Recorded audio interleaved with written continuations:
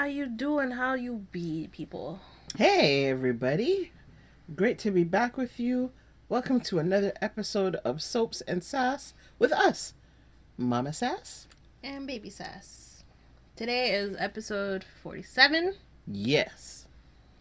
The week of December 8th to 12th, Yes. 2025. Yes. Year's coming to an end. I know. This week was not bad. It wasn't. It was... Thankfully, we got the payoff we wanted in some things. Mm-hmm. And then there was a whole lot of, what'd you do that for? Yeah. And then there was some, tell her about herself. Yeah. So, why don't I go ahead and recap for you? All right. So, on Monday, Carly takes a bit... Woo! Let's try untangling our tongue and doing that again, because it's not a tongue twister. No. Carly takes a big risk. She agrees to Valentine's request to let Charlotte know he's in town and safe. Alexis receives a warning from Brennan and Dante, as they think she might be harboring or could potentially harbor Valentine. Lulu is alarmed, still, but this time it's because Brennan wants to talk to Charlotte and she ain't having it, but Charlotte was willing. Marco romances Lucas, and Pascal inserted himself for why? We don't know. This man, if he gets caught in a crossfire of something, I will not be upset, I'll tell you that. Brennan briefs Jocelyn on Valentine's escape and the WSB's plans to keep Dalton's research for themselves. Joss is not here for it. Neither am I. Me either, but they're going to do what they're going to do, but because that's what happens. On Tuesday, Jason watches over Britt as she recovers from her hangover. Lulu is livid. Again, what else is new? Sunny and Laura compare notes about Sidwell and the blackmail and what they're going to do.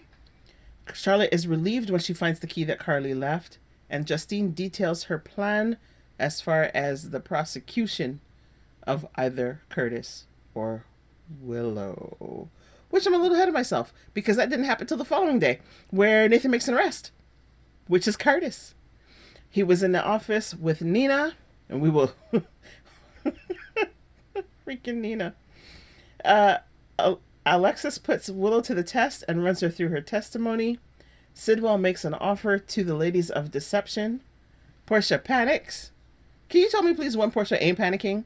I don't understand how this woman got to be chief of staff. Right now, with everything going on, let's just assume Portia's always panicking. Yeah. Tell us when she's not panicking. Right? But specifically in this case, she learns Curtis has been arrested. Michael, or actually, she walks in as Curtis is being arrested, is what I really should say there.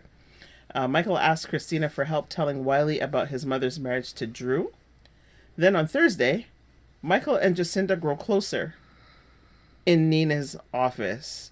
Yash. Yash. Willow gets her hopes up, thanks to Nina. Nina gets an eyeful when she goes back into her office. Did I say yash? Gosh, no behavior. Drew gets a shocking offer from Curtis, and Molly shares a secret with Christina. She's writing a book.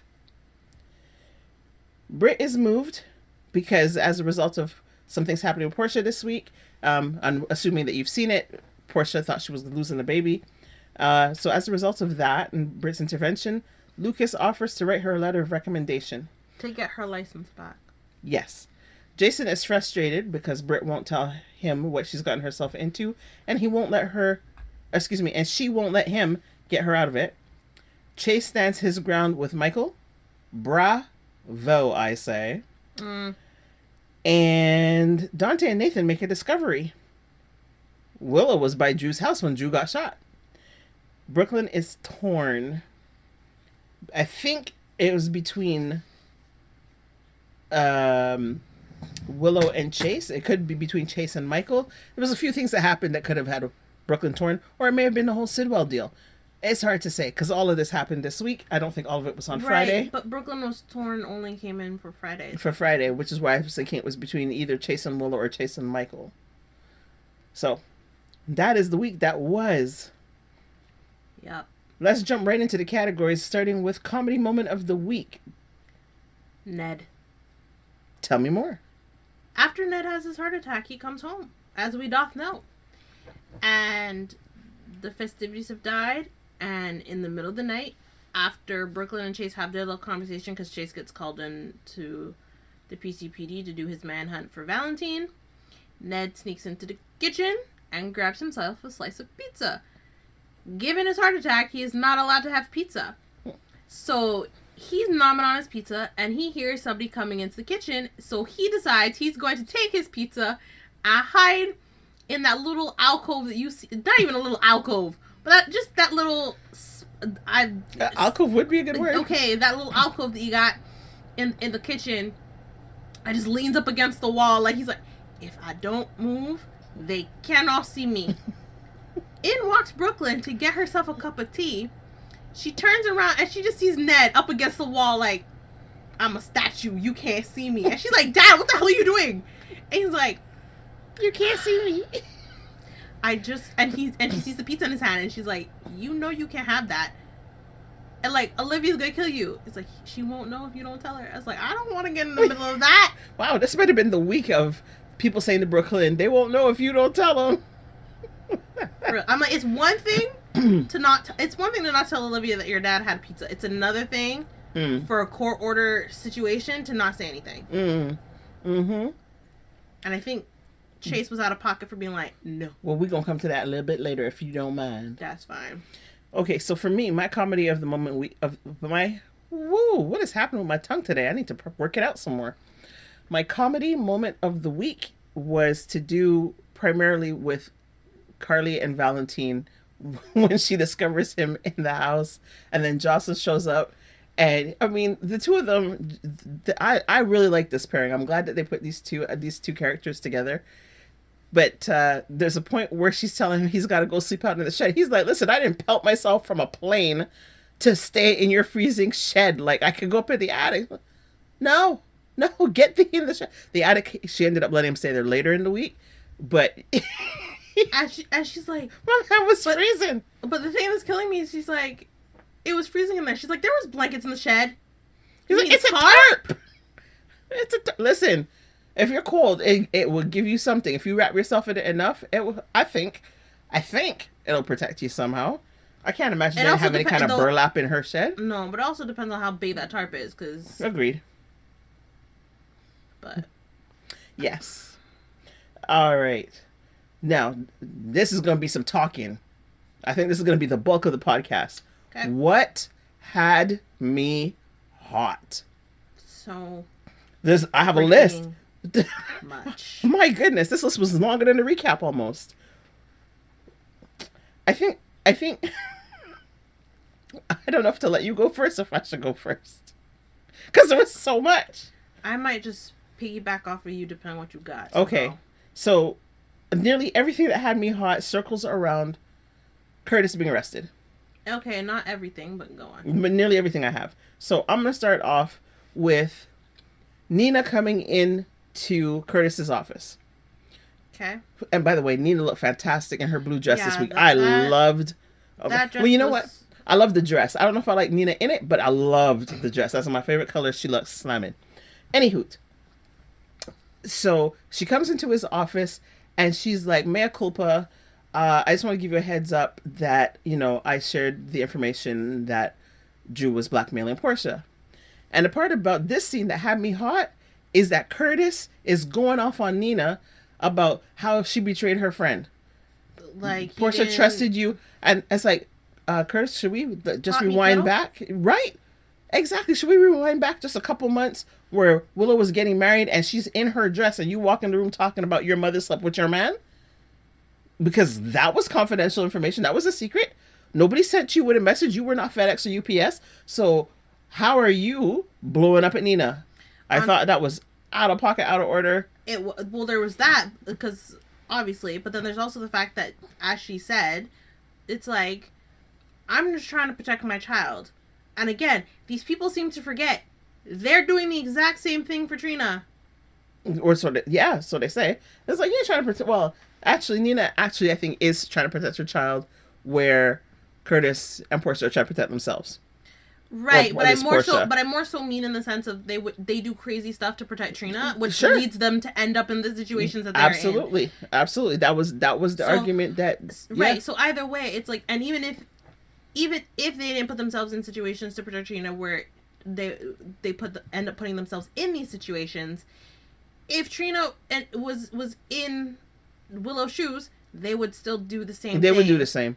Absolutely. Like that's what I'm like, pot meet kettle. It's like, I don't like, Curtis definitely pot meet kettle in the fact that you ratted out Nina to Willow about her relationship with Drew, but also like, you are a hypocrite because you would do anything to protect Trina should anything happen to Trina. And so, most parents would.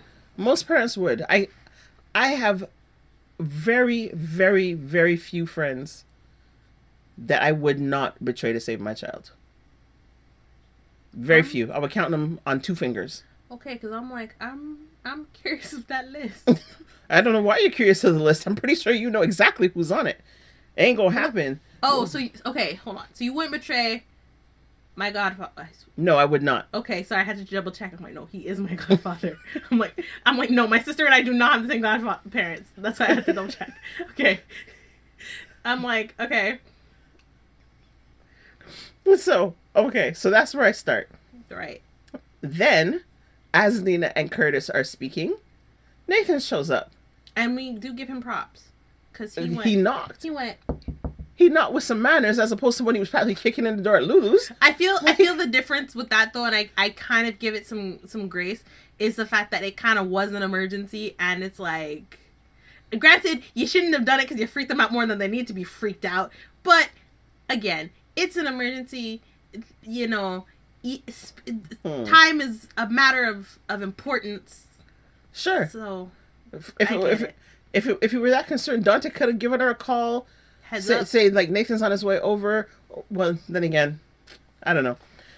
But yes, so he knocked on the door and he said politely, "Can you step out into the hallway, right. Nina?" So this is my next what had me hot. He politely asked Nina to leave the room. Why? Was Nina going to be traumatized by seeing Curtis arrested? So we all agree that Nathan should have come back sooner so he could have been the one to arrest Willow and not Dante. Because he would have said, he would have said, "Willow, can we step out into the hallway?" But this is exactly Michael, can you take the kids out? This is not something they're gonna want to see. This is exactly it. He's asking a grown woman to leave the room because she's his sister. I actually don't think so. He just has manners. But when Willow was getting arrested, her young children who could very easily be traumatized, nope, we're not taking out the room. Right, and that's the other that bugs me. Not Michael. Michael don't have to leave the room. The therapist don't have to leave the room. But Nina's got to leave the room. But see, that's the other thing that bugs me. I'm like, I was gonna say, no, he is related to them. Never mind. I was gonna say, while Nathan is not related to Wiley and Amelia in any way, shape, or form, I'm like, that is a lie. That is a lie. 100%. That's a lie. He's related to them. Absolutely related to both of them. Yes. In many ways. Yep. So yeah. But it's like, so you could give that courtesy to your grown sister, and I know you would extend that courtesy to your young grandniece and nephew. I'm sure he would. Dante, you can't look. You have to come in being like, "Willow, take you're under arrest." Not also same relationship to the kids, pretty much, and just like, man.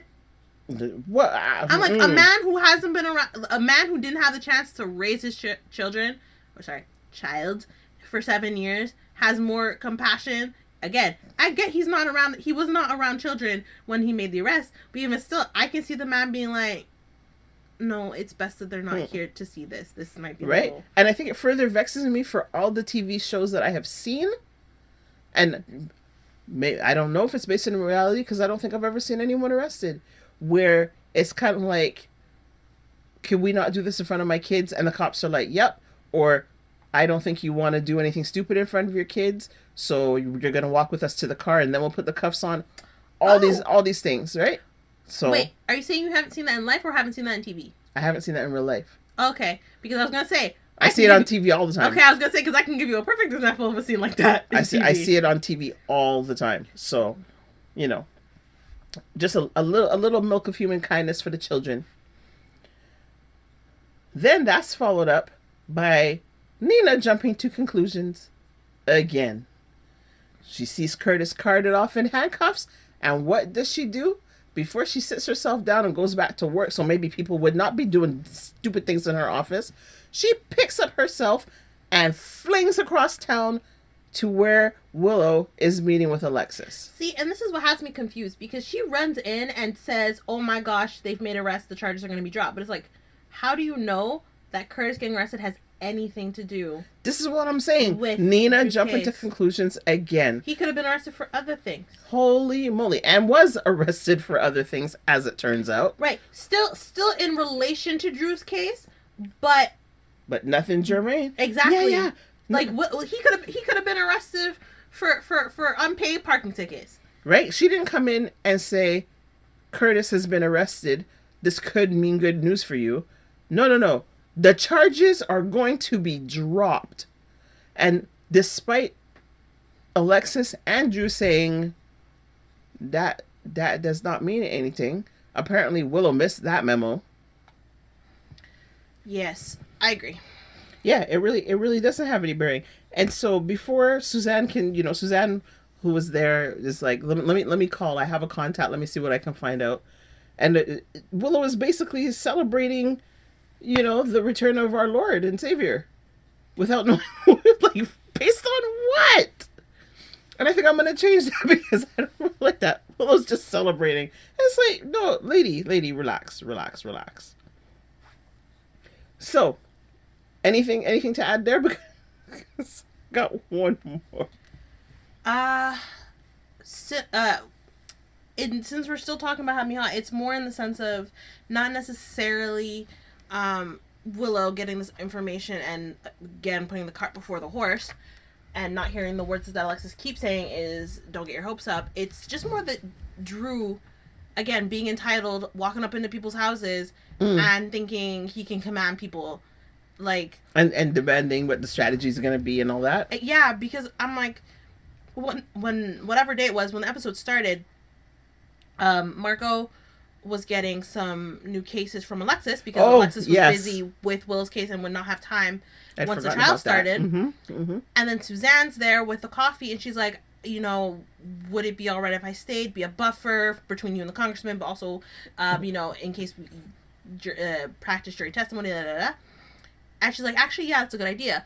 Drew comes in, sees the three of them, and says, this is not what I meant when I said private discussion or whatever. And it's like, well, in case of all three of them, I'm like, you have no choice with Alexis. You're practically blackmailing her to be your lawyer. Well, I mean, he expected Alexis to be there. It's her home. I know. Marco cut the tude because he is the son of the man who you're basically under, like, you're under his thumb. You, like, he can rat you out in front of all these people, and, well. Yes. So, good luck with that one. And with Suzanne, what you gotta be rich with Suzanne for? What Suzanne do to you? I mean, really. Granted, he roots at all people who do nothing to him, but you think that her assistant is going to go off to Diane and relay whatever, but I'm like, last I checked, Diane is not the DA or the ADA. And yes, she could relay the strategies, but that's not in her job description. And as Suzanne said, Alexis hired me because she cares about, she doesn't care about my opinions and stuff. Or not that she doesn't care, but she's made it very clear that that she does not pay me to say what she wants to hear. She pays me to say my thoughts and my opinions as they are. Yeah, I really like that because that, to me, that shows that Alexis is surrounding herself with people who are similar in temperament to her to an extent. Because same thing with Marco, right? When Drew's going after Marco's like, you need to check yourself because you are not our firm's only client. And since you have insisted on this meeting at Alexis's house, she has now had to put off other clients that I'll be taking over. So excuse you and excuse me while I leave. Have a nice day, Willow. Basically. Right? And Suzanne basically the same thing, like, sir. I will say this, and again, this has nothing to do with Has Me Hot, but I do appreciate that okay, because Suzanne... I'm still in Has Me Hot. No, I know. It's just I want to say before I forget. And yes, it'll come up when we talk about hero and villain, but just I like that Suzanne is kind of coming out of her shell more when she's on screen, because whenever we see her at the office, also kind of sort of like I couldn't tell at first if Alexis even liked Suzanne, because there was moments where she'd be a little short with her. But I think it's also because Suzanne might have been just a little, like, nervous because of the whole, like, oh, you know, and the tea this and the tea that and the coffee and As Suzanne even mentions, she's like, yes, and with the clients, we make sure they have the tea because we have standards and And I'm just like, oh, Alexis Diane, what do you put this woman through? No wonder she's, like, a little timid when she's at the office. Yeah. But I like that she's a little more. She was a lot more bold in these last episodes she's been in. Yeah, absolutely. And for anybody who's wondering, that is actress Jen Ray, and I'm really glad we're seeing more of her. Like I hope she becomes a permanent recurring character because I really like her. I think she brings some much needed joy to the screen. All right, so my last what had me hot is Trina. And I have to say, little child who needs a box to the mouth. Listen, I'm dismayed because all the people that vexed me this week, in some form or fashion, were from my own community, and it was like, what are y'all doing? What are y'all doing? I don't want to be mad at y'all. Stop it. But Trina, like, I'm concerned. Did she bump her head? Because her short-term memory seems to be failing her with some regularity these days. Curtis is arrested. He's in the jail cell. She goes down to visit. She's like, Daddy, okay? Blah, blah, blah, whatever. They have their conversation. Right. As they're speaking, Jordan shows up because Jordan was called in by the police. Okay. So Jordan comes downstairs to visit with Curtis, finds Trina there. Jordan says, I'm so sorry. I will come back later. Trina's like, no. You stay. I will go. Because we were pretty much done anyway. Then she's outside talking to Kai, and suddenly it's like, oh, Jordan comes in and the conversation is done? That was your choice. And I wish Kai had said, you're the one that ended the conversation. Probably wouldn't have gone well for him, but I wish he had said so. It was just like, what? Little girl. The one thing for me is... Stop. The one thing for me is because she made the statement of, like, I can't believe my dad would ever cheat on my mom. I'm like, little girl, you just wait. That you bomb just drops. Wait. You just wait. Just wait till you find out that baby is your half sibling, not your full sibling. Because I am damn sure that baby is not Curtis's. I honestly don't know that I care one way or the other. For me, I care only because of the fallout that it will bring. Well, see, now, and this is why I want Portia on the stand, and she have to call it out in the court that she was having an affair. I don't really care about the baby, which is terrible to say. Like, if she had lost the baby in the scene that we saw, I'd be like, good, because I'm not here for this storyline. I think the storyline is just a waste of people's viewing time. Fair enough. But call her out on her dirt because she always doing dirt. See, and the fact that she's even said to Isaiah, it's like, when he found out, because man can't put two and two together.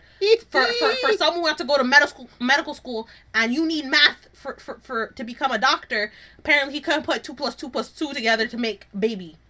Anyway, yeah, because she basically confirms that she's pregnant and it might possibly be his, but he asks her if she took the paternity test and it turned out to be his, would she have told him? And she says, yes, because I made that mistake with Curtis and I'm not doing it again.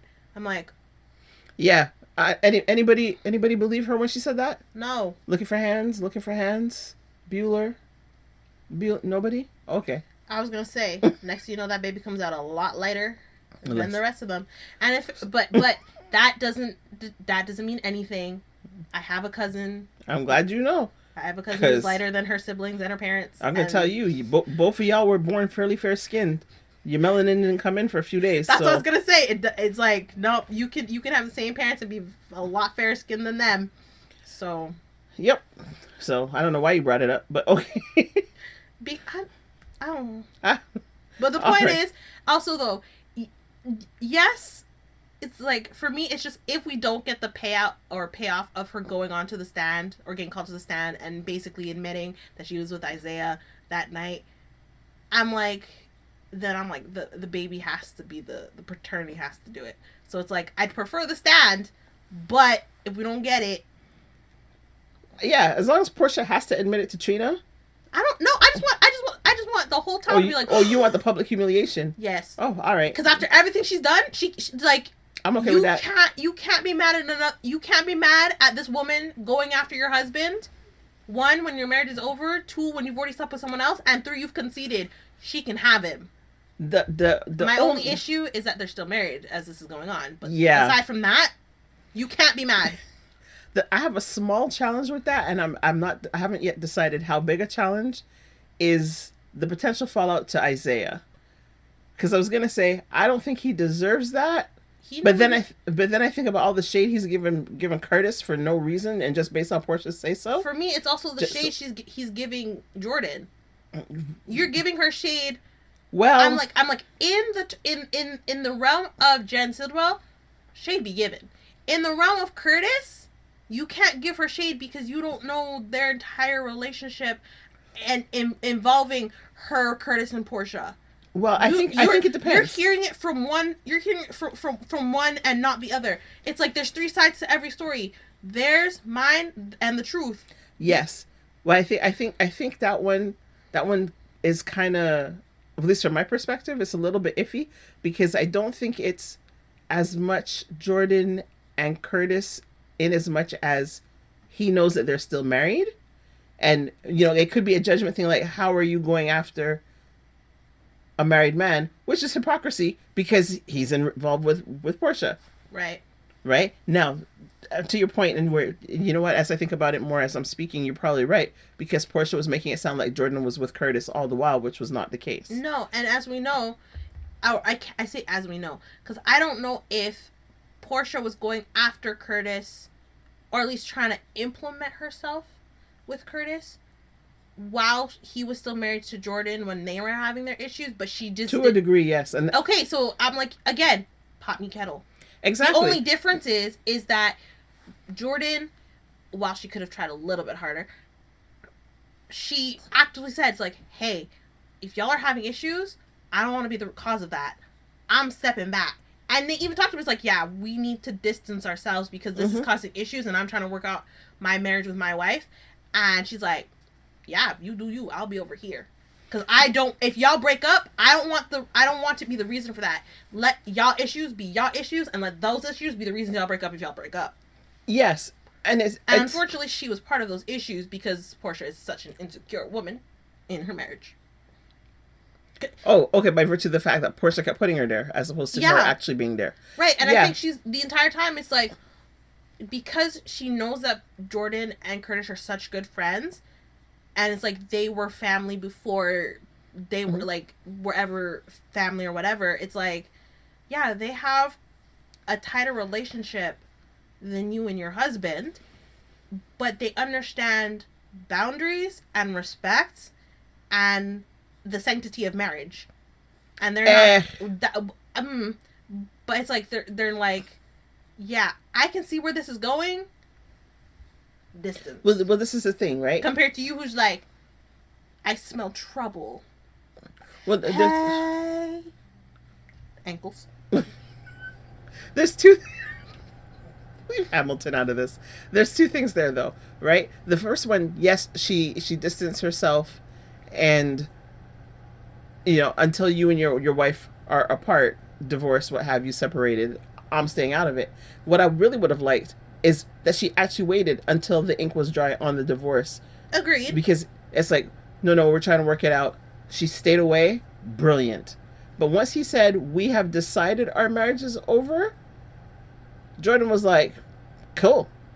Right? It's like, I'm going to wait. Well, she said, I'm going to wait till the ink is dry, but I'm not going to wait for the kiss. I don't quite see how that works. I don't. It's like, you said you're going to wait, so wait till everything's finished. Because you don't know how it's going to twist. And especially as you know that she's pregnant. Yeah, Curtis says he's not going to go back to her. But we've seen that before. The other thing that I find really, really interesting from a human psychology perspective, and we see this a lot in the soap, and I like watching how it plays out.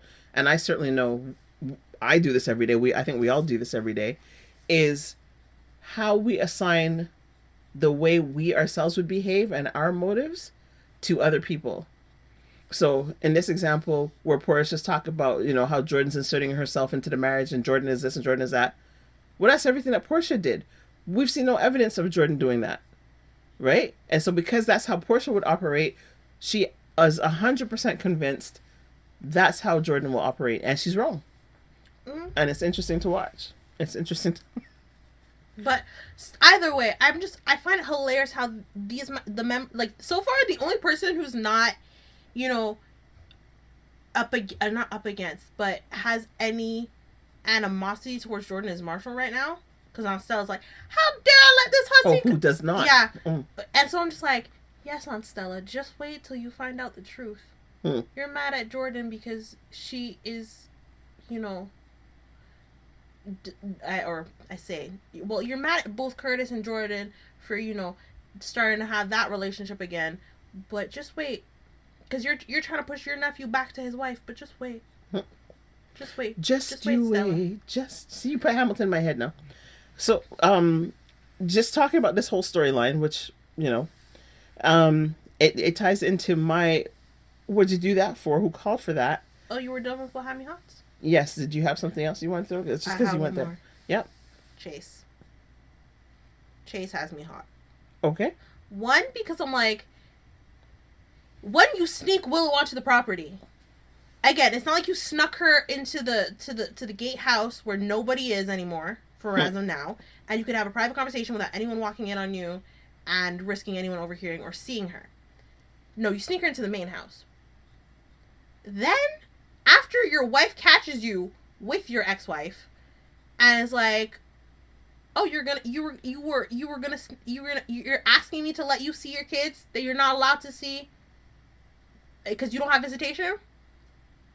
Looks at husband. I see you slipping. Yeah, no, off, get out. No, not having it. No. And I like the person's like, I feel for you. I know what it's like to not be able to have a relationship with your kids right now. I get that. Or not being able to see your kids. I get that. Get out. I can't help you. I'm not getting in trouble. Not doing it. And I'm not having you risk my husband's job for disobeying a court order. It's like he's already risking his job by investigating the shooting for you, but now you're asking him to disobey a direct court order? Oh, hell no. You need to stop putting him in that position. What a way to repay a friend. Right? Thank you. And then Willow's like, oh, right. Yeah, because you're not thinking, Willow. You're like, oh my god, the charges dropped. I can see my kids. Chase. For real. And then, so the fact that he's like, yeah, you're right. I was slipping. But it's not like I want to know. No. It's like... Yeah, you would have. You would have known. Because it's like... I was like, oh, don't worry. I don't have to see the kids. I can look at them from a distance. Wiley has the eyes of a hawk. He does. Find you. He would have found you. He will sense your presence. Exactly. Spidey senses tingle. My mother. Ah! Yeah, he would have known. Where's Waldo? Right? And then Wiley would be like, Daddy, I saw Mommy. How you mean? And then he's like, what do you mean you saw Mommy? Oh, I saw her standing with Chase. He would have gone and found you anyway. Mm-hmm. So there's that. And then Michael is totally right to be like, I need you guys to sign an affidavit saying that she tried to see him. I don't agree with you. No, but it's like, again, establishing a pattern of behavior. Mm-hmm. Chase has every right to say no. I'm like, but again, I wouldn't speak for your wife because even your wife was like, she didn't make any promises not to tell Michael. You agreed. And then you come in and it's like, yeah, we won't be doing that. I'm pretty sure Brooklyn has a mouth and she can say yes or no. But you know what? I actually I have a lot of respect for Chase for doing that. I was okay with it. If Brooklyn want to argue with you, great. But no, to me, it was the protector in him came out. Actually, you know what? No, you don't have to, because you can just tell your lawyer and they can call him up to the stand being like, did you let Willow Tate come in here? Exactly, which is what Chase said afterwards. It's like, you want to subpoena me, fine. I will tell the truth, but I am not volunteering anything. All right, in that case, have your fight. In that case, do what you do, but I'm not definitively picking sides like that. Oh, but you were. I'm gonna hush. Oh, you're not definitively picking sides yet. going trying to break the alibi because you're like Willow's innocent. Again, about to disobey a direct court order to get her to see her kids. Chase, for someone who joined the police, the force to do the right thing and protect and serve, you're doing a lot of the opposite. Oh, I don't know if I agree with that statement either. I think he is protecting and serving, but he's protecting and serving the one rather than the many that he's actually paid to protect. Oh, I was gonna say the few. No, the many. But blinders, rose-colored glasses. This man. Absolutely. So, but I will say, because I said that I tried to say this to you yesterday, but again, you were in conversation with my uncles, but because you were talking about how, like, again, I'm sorry, former Michael, I'm freaking Chad Duo. I'm sorry, Chad, but you couldn't post up on Chase. Oh, I was gonna come to that. I'm sorry, Chad, but Rory has this energy that he looked like if he gonna post up, he gonna go through with it. Yo, I'm sorry, Chad, but you don't. Okay, so that's good. Since you brought it up, that's my Delulu. Is what are you doing, Michael? It was so funny, and it was also a little bit of make it make sense, because it's like, you know what you want. This is what you want for your case. Good for you. Chase says no. Chase is entitled to say no, and you well know you have your legal remedies if that's what you want to do. And Chase tells you, but you really took 2 steps forward, big up your chest, look my man in his eye. Like, really, the testosterone was like streaming from his pores. The whole jacket was all wet with this testosterone. Yes, it was. Sorry, I had to bite my tongue because it sounds so rude. I don't know what you were gonna say, but I know why you were gonna say it. And it's just like, Michael, you cannot win this fight. I don't care what children you're protecting. Michael cannot. Listen, I know PCPD does do some stuff, but you're gonna try to tell me that police officer Chase cannot subdue Michael? Because if not, because he was trained by PCPD, he wasn't trained by WSB. No. If he was trained by WSB, Michael has more than a chance. More than a chance. Yeah, but I'm also like, I don't care if he was trained by Jason. I don't care if he was trained by Jason. I don't think that he was. But fair point. If by some chance he was trained by Jason, maybe it's kif. Maybe. But no, I don't think so. Because we'll just hear Chase. Taser. Oh my God. I'm just saying, no. Michael could take Dante, maybe. You can't take Chase. Stop. But anyway, that was my Delulu. It's like, what are you? You were writing a check with your mouth that you're behind. Cannot cash, in my mind. Okay. But Michael has some looks, though. That's what I'm saying. I could not believe Chad if that was him. Chad Duel couldn't pull that scene. Again, this is why I'm sorry, because I'm like, he'd big up his chest, stand in front of Chase. I'm like, nope. Nope. I'm sorry. It's like, what? Because you even said this last night. It's like, yeah, Michael's going to take over for Sonny, and I'd believe it. Oh, yeah. Yeah, I don't want him to. Listen. I don't want Michael to take over. I hope they don't go in that direction. But again, I don't think they're going to go. Well, it's not anytime soon. But if we're talking about the intense looks, if that could take somebody out, Chase was done. But he did not have the... When people ask, his eyes darkened. Woo! Roy Gibson. Woo! His eyes smoldered. Woo! Roy Gibson. Like, it's like he growled. He has not done it yet, but I wouldn't be surprised. Hey, listen, it's just like months later. It's like different things you read in romance books, maybe dark romance, and it's like, what does that mean? It's like, I don't know, but it's provocative. It's like, and then like, when you see it, it's like, exactly. Oh! It's like, I've seen people ask what this means, and I'm like, I have so many, I'm like, it's like, look up Jensen Ackles, Henry Cavill. They do these things in ways that's just like, sir. Like, oh my goodness. Like, Uh-huh. Wow. Rory knows what he's doing. He does. When it comes Shall to we? the eyes darkening and the smirks, he knows what he's doing. Oh, Makes my me goodness. swoon. Whoa.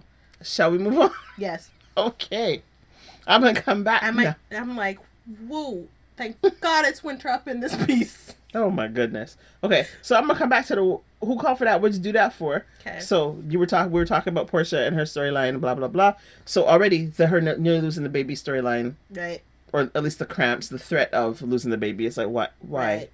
You know, I guess we'll assume it's a plot point for letting Isaiah know that she was pregnant. Right, because even I'm like, when are you telling this man? It does in other ways. But for me, the real, what'd you do that for? Is when Curtis and Trina were in the room with her. Right? Curtis has come in, he saw Gannon and blah, blah, blah. And Gannon's all, she doesn't need any stress. Okay, like, relax yourself, sir. Relax. And then, so Curtis and Trina are in the room, and they're talking, and then we pan, because Curtis says to Portia, listen, why don't you come back home, and we'll let you get your rest and relaxation, we'll pamper you, blah, blah, blah, blah, blah. But Isaiah's already made an offer to take her to the cabin, and Isaiah's there listening at the door. Why are you listening at the door on family time? What you doing? Mind your business. Ain't nobody talking to you. And then he gives the nod like, yeah, it's okay. She needed your permission for something? No, but it's obviously not. Where are you going? What is the end of your sentence going to be? Because it's not that she needed permission. Really? But it's more that, like, well, in this case, yes, but it's more this, like, your family is like, don't stay at the Metro Court, which had me confused for a second, like, right, because she's not home anymore. It's like, don't stay at the Metro Court, come back, we'll take care of you, we'll pamper you. But not 20 minutes before was he like, you need to de-stress and everything, so come to the cabin, we can be in the peace and the quiet, and she was like, yeah, that sounds like a good idea. Had Curtis not come in and said all of this, we all know she would have gone. And it's like, she looked at him because she's like, it's like, I could say no, but it's like, but because we had the thing, but how do we da-da-da-da-da? And he's like, and he understands, like, he's in a position where it's like, wait a minute, we can't, be out in the public, or my job, I mean, so it's kind of like, it's like, it's one of those, like, I feel bad because it's like, we do this, but it's like, are you okay? Like, what do I say? What do I do? And he's like, I get what's going on. Like, don't worry about it, kind of thing. Sure. So it's one of those moments because she could have that conversation afterwards. Because I mean, what's he gonna say? Because he surely know anyhow that she said no. Curtis is gonna fuss. Oh, look, stress, which is what we were just talking. She didn't need. Like, I hear what you're saying. You're more right than I am. In this case, it's like consideration because she'd already made plans. It looked like she was asking permission. She really and it's just like, it was more just are you... So, but why was he listening at the door? He had no business at the door. He's not her care provider. No, he's not. But so, move. It's what you do when you are in a relationship, or let me phrase that, situationship of this situation. Because because the way I was wording it was as if, like, every situationship is going to result in you ending up in the hospital and whatever. But it's like, no, in this particular situation with their situationship, it's, yeah. Sure. All right. Make it make sense. The freaking PSA. Like... Okay, wait. Then let me go backwards because let me give mine first then, which was the ladies of deception agreeing to let Sidwell use the company name for his import-exports, and he wants exclusive rights to provide all their supplies, blah, blah, blah. I was like, are you thinking clearly? No. And especially not Lucy. Right? And it's like, well, Maxie, we Brooklyn, you have money. I've got my 17 careers and I got money. Maxie has deception. We need to make sure this company survives for her. Completely forgetting that Maxie was going to be like, Sonny put dirty money through our company just before. Like, yes, this company is Maxie's heart, but not getting screwed over in the long run is more important to her. And they seem to have forgotten that. And it's like, yeah, we need to make sure Maxie has a company to come back to. Really? The tea company. Fast forward now. Right. So fast forward. Elizabeth is at the hospital and her eyes are bugging her. They're itching her. And she's like, oh, my eyes have been dry and everything. And then Felicia notices this and takes a peek at her eyes. She's like, they are a little, a little puffy, a little red. So Felicia's like, I'll ask one of our optometrists to take a look at you, which she does. And Elizabeth comes back. She's like, I have eyelid mites. It can be caused by a whole host of different things. I looked it up. One of them being shared makeup. And Mom's theory was deception makeup. It was not, as far as we know, for right now, it is not deception makeup. However, you heard it here first, folks. Heard it here first. It's likely they're going to point it in that direction. And also, it's just like, that was a really bad PSA. Like, when they do PSAs, there's a way to do it, but they just do it so just, like, it's very clear this is a PSA. It's not, like, a natural part of the conversation, which I feel like at the end of the episode, they could, like, if they're doing, like, PSAs in the episode, I feel like they could, like, have, like, maybe a little thing before the end, or, like, maybe end the episode slightly early so they can have that, like, last 2 minutes for that PSA part. So, or even, like, a little message at the end of it. I will tell you, because that's an excellent point. Because we're on the Canadian feed, we would not get those. Back in the day, and it's been so long that we have not had an American feed, and since we don't have American programming on our TV, we don't see it. But back in the day, they would, so like when Stella, like last year before, was talking about getting your kidney checked, right? They would have that, and there would be a commercial right after the end from, say, the Kidney Foundation or what have you. So they may be having that. We just can't see it. Okay, because it's just like, it's so blatantly obvious. It's like, they're professional actors, but I feel like when they do PSA stuff, they flip to, like, their new actors. Like, it's very much like, did you know that it's very important to get your kidneys checked and to drink water so you don't get kidney stones? And, kidney disease is it's a very bad thing. Like, rather than... It's like, yeah, I was... Like, they're a sophomore in high school in acting class. Exactly. Not like... Hey, Felicia, how's it going? Oh, not bad, but, my kidney's been hurting me, or my side's been hurting me a little bit. I think I'm going to go, see the doctor and get it checked out, and then come back and be like, yeah, I got kidney stones. It's like, how do you get kidney stones? I haven't been drinking enough water. Yeah, doctor was saying it's really important I start drinking more water and less sugary drinks, man. Like, something that fits, like, it flows. I don't need your childish acting when it comes to PSAs. I did that in high school. I don't need it here. It could also be the two actors they chose, because I find as long as Felicia has been on General Hospital, I still find Felicia Wagner kind of stilted as an actress. I mean, when she came up with that, oh, I was so close to your face. Is it contagious? This is what I'm saying. What?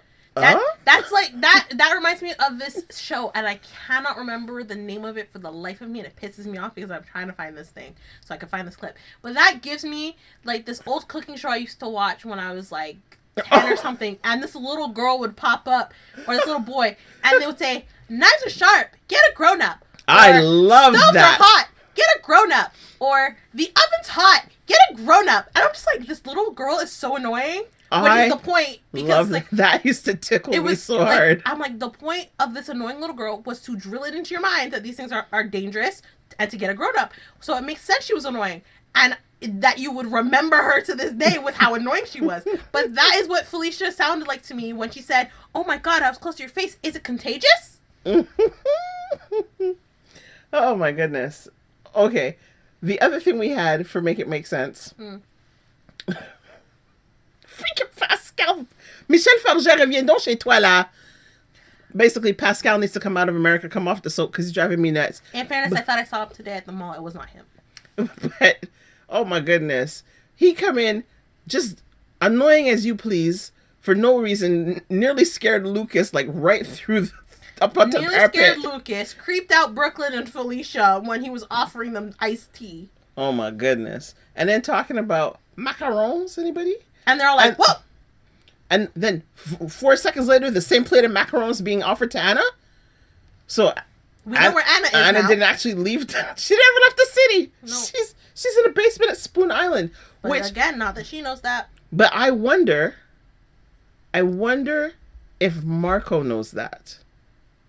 Because when the police came searching for Valentine, he was like, you know, kind of looking across the room for permission, looking to Pascal, like, is okay. He's like, yeah.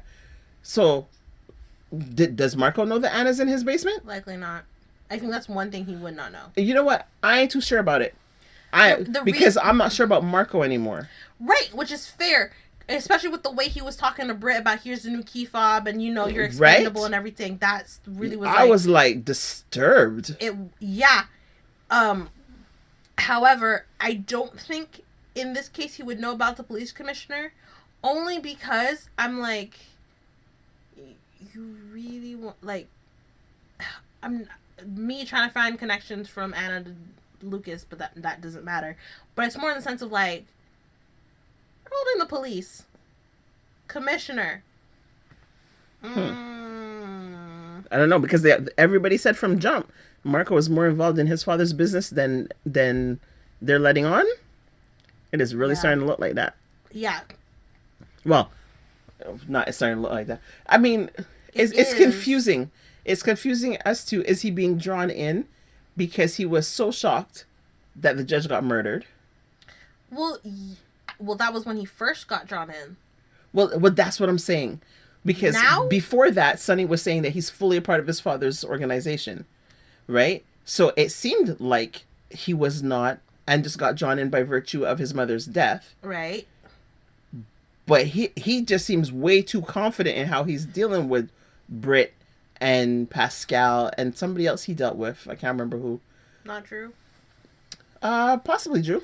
Either way, it's because also there was a point where I believe he was talking with Britt, and Britt was like, "Oh yeah, your father executed him in front of me or whatever," and the man didn't blink.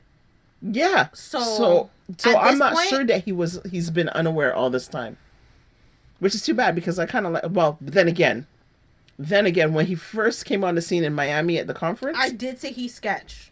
You did, and I said he's the assassin that Sonny and Jason are looking for. Turned out he wasn't. But we both are like, this guy is sketch. Yeah. So interesting. All right. We are at. Did you cover your Delulu? I don't think you did. I don't think I had a Delulu. All right, then we will add Willow. Willow was Delulu all week. Oh, golly. Yeah, no, we share the same Delulu, so it's fine. But yeah, Delulu for the exact reasons we called. Running around talking about the charges have been dropped. Running over to the Quartermains to see her kids. Right. Calling people, be like, the charges have been dropped, the charges have been dropped, the charges have not been dropped. Then come to find out... the charges ain't being dropped. The charges ain't being dropped. And then she sees a video of herself driving cars and being like... Woo!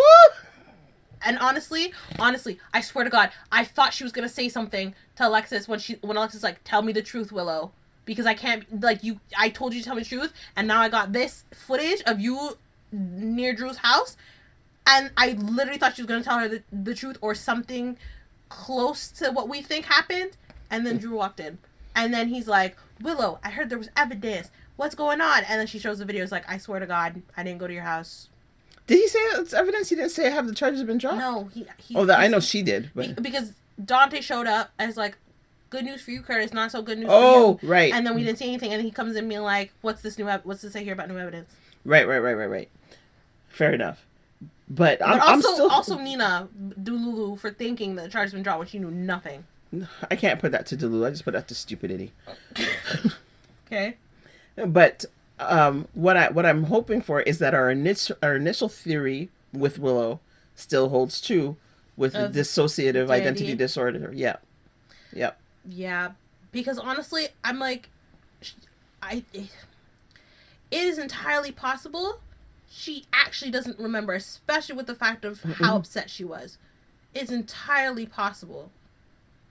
But with what she said to Nina at her wedding, being like, I don't need to love him, I just need him to get my children back. Okay, let's talk about it. I'm starting to question our theory about if it's DID. It's still entirely possible, especially with her childhood trauma being raised in a freaking cult, and DID is more likely to happen to children who are developing their personality.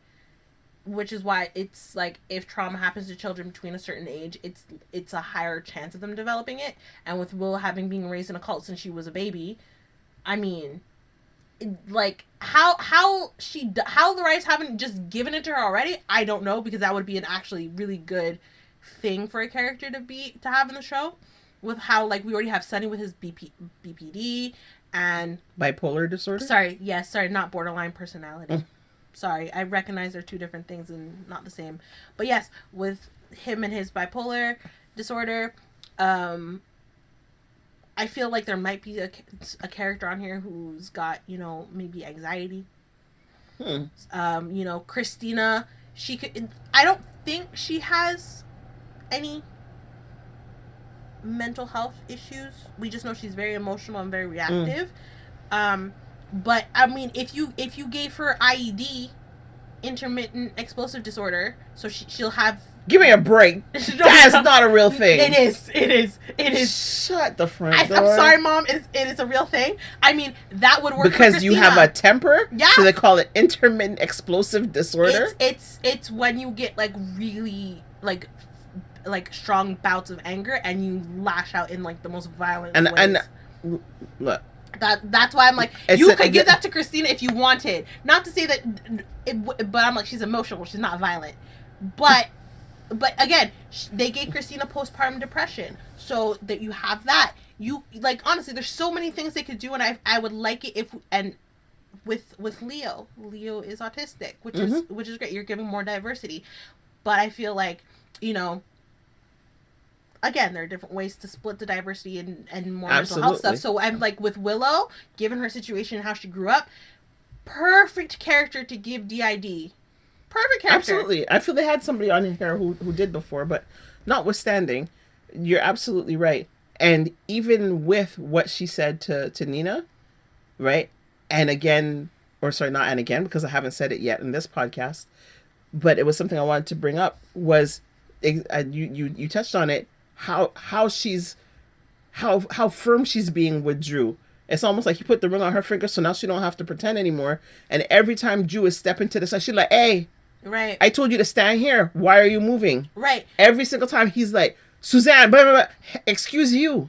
Apologize to this woman. Check yourself. Like she did that a number of times in the episode. And it's like, stop.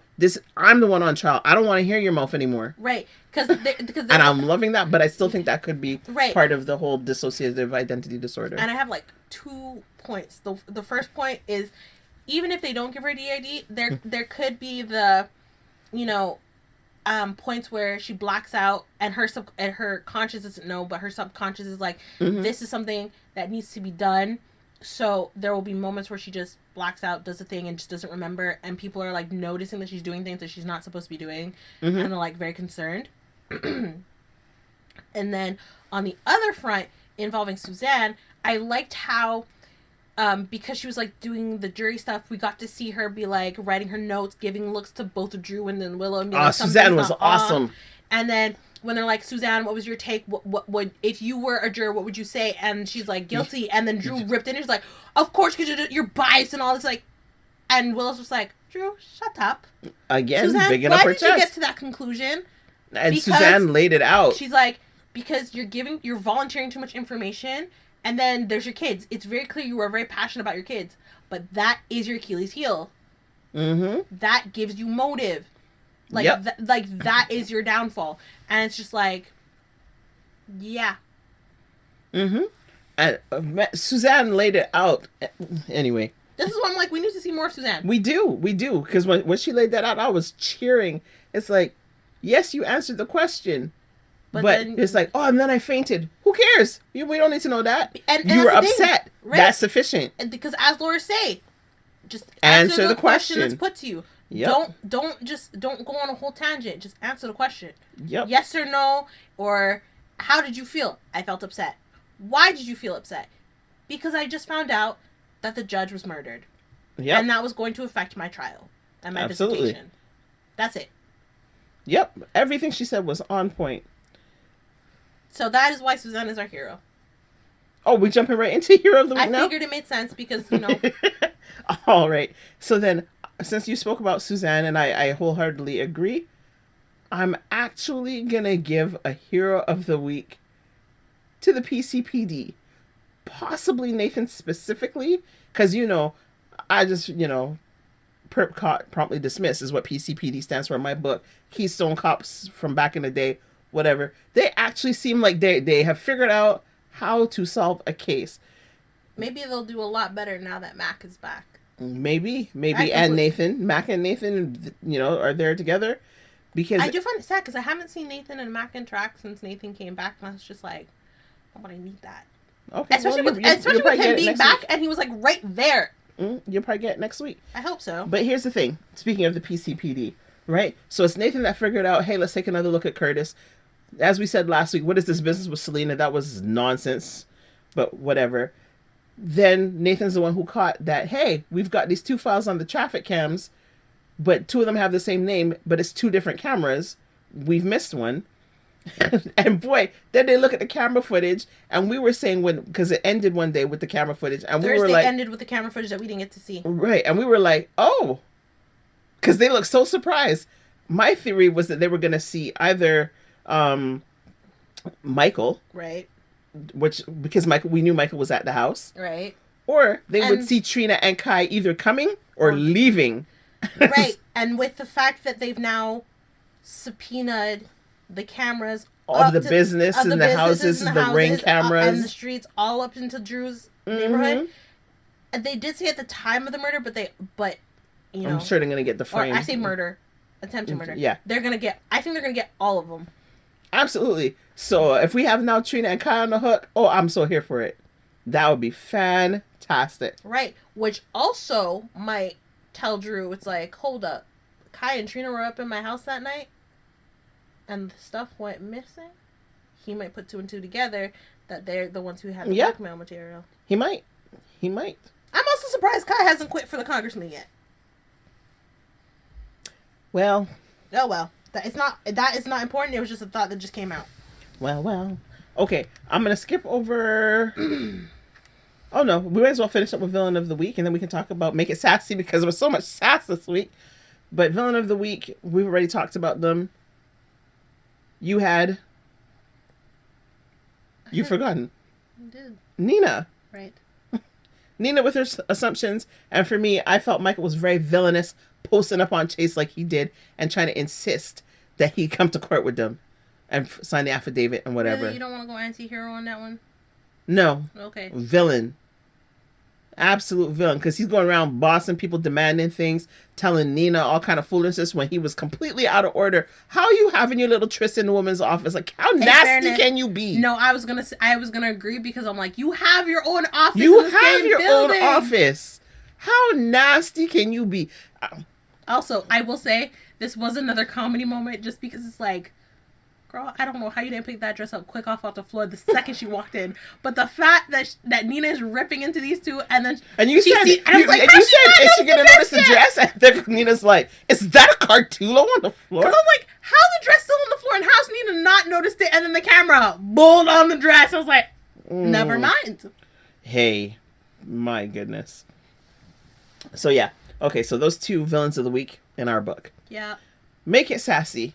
Like I said, Alexis had all the sass this week from Monday through Friday. Yeah. Oh my goodness. Started off with Jack Brennan. Yes. Like, I wouldn't help my cousin. Also, aren't you the WSB? Aren't you supposed to do that? Also, you would know about the secrets because you're the WSB. You keep them secrets, don't you? Right. And, was there anything in the letters that Valentine wrote? It's like, how's Charlotte? I'm going to jump out of a plane?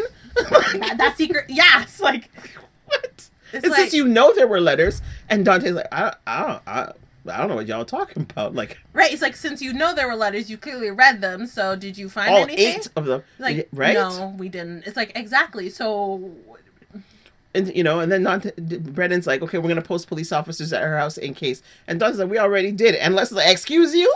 Right? It's like, well, if you have, I was like, but then again, you are the what? Not the shareholder. not the trustee. Yeah, she's the trustee for the. Yeah, you're the trustee for the Casadine estate. So, if he needs money, he's going to come to you. I would never help my cousin. I love my cousin, but I won't help him like that. So, maybe we should just go over the financial records of the estate. Yo. Yeah, have fun with the police. You can totally keep them there. Yo. The second he said that, we went. Alexis. And you were in a meeting when that happened. I know, but I heard it. I was like, I know. I saw you kind of jump back a little. You like, I was like, no, Alexis, not my Alexis, no. And she's like, keep your police. It's all fine. Right? All good. And then we got Don't need to look into this. No need to look into the records. These are not the financials you're looking exactly. for. But then we get to the midweek where Willow's talking about, I must give my testimony. I need to be on the stand. I've practiced and I've gotten better. And Alexis looks her dead in her face like, better according to who? Your bathroom mirror? Like, I was like, Alexis, come on, man. No, but agreed. It's like, who are you doing this in front of? Right? You can say you've been practicing, but who's asking you the questions? Who's like what? What? And then when Nina come in talking about the charge is gonna be dropped, and Alexis is like, "What are you smoking?" I don't remember how she put it, but it's just like, I didn't get no phone call. You will. And then when the phone call came, now that actually was the one thing that surprised me that Alexis said. When 88 Turner called, and she's like, yeah, but it's within your call, so you can't let me know the charges are dropped. No. Why would you lead with that? Why would you lead with that? Especially as you were the one talking about, we don't know what Curtis has been charged with. And then, but, I guess it lent itself very nicely to the blind side. Actually, we're doubling down, and we're adding charges. Excuse me? The evidence will be sent to your email momentarily. Yo. And then we'll come in. Okay, did you get the call? The charge is going to be dropped? Huh? We're pals, aren't we? Westchester boy. Huh? Paps! Why you lying to me? Huh? Again, the meme cat. Huh? Ooh. Anyways. Yes, so I'm looking forward to next week. I set some more hot licks. It's almost like November sweeps continued. But hey, we're wrapping up the year good. That was a good week. I really enjoyed that. Yep. Maybe if y'all didn't take all that time for Thanksgiving, we would have seen it sooner. Right. But ça va. It's fine. We had it now. So, yep. Anna, hopefully the island don't suddenly sink under the water and you don't drown. Because I really didn't care that you were stuck in the prison underground. But anyway, if that's all we got, thank you everybody for joining us for this week's episode of Soaps and Sass. Absolutely. Yes, we will be back next week with some more soaps and a hell of a lot of sass. And hopefully Alexa should keep sassing it up with the trial coming up. Indeed. Au revoir, à la prochaine. Because I'm assuming all you Americans understand French just like Anna suddenly did.